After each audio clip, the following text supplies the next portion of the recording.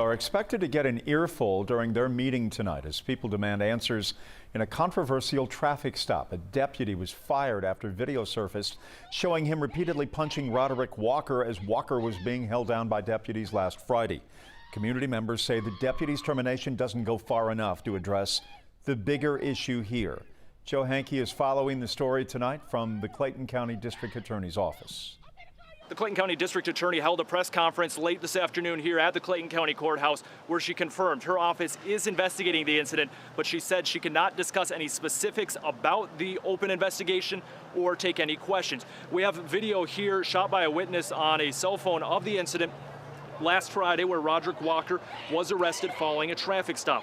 Walker's attorneys tell us he was a passenger in a car pulled over for a broken taillight. Walker was asked for ID by the deputies, and when he began asking questions, according to his attorneys, the situation turned physical. The video shows Walker being pinned to the ground by deputies and punched. Clayton County Sheriff Victor Hill has yet to release any specific details about the incident, but he did confirm an unnamed deputy was fired for excessive force following an internal affairs investigation. Walker's attorneys say they have also been unable to get any information from the Clayton County Sheriff's Office about the incident. We don't have the warrants, we don't have the police reports, because once we get those things, we can then do open records requests. We can order a personnel file from posts from the academy. We can find out if there have been previous complaints against these officers.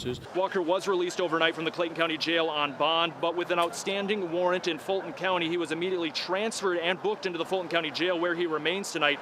His attorney tells me Walker needs to see medical specialists as he suffered serious blood loss. They suspect he might have suffered a brain injury and continues to deal with headaches and is having vision problems. Walker's attorney tells me he is working to get Walker out of the Fulton County Jail as quickly as possible so he can see medical specialists for his injuries.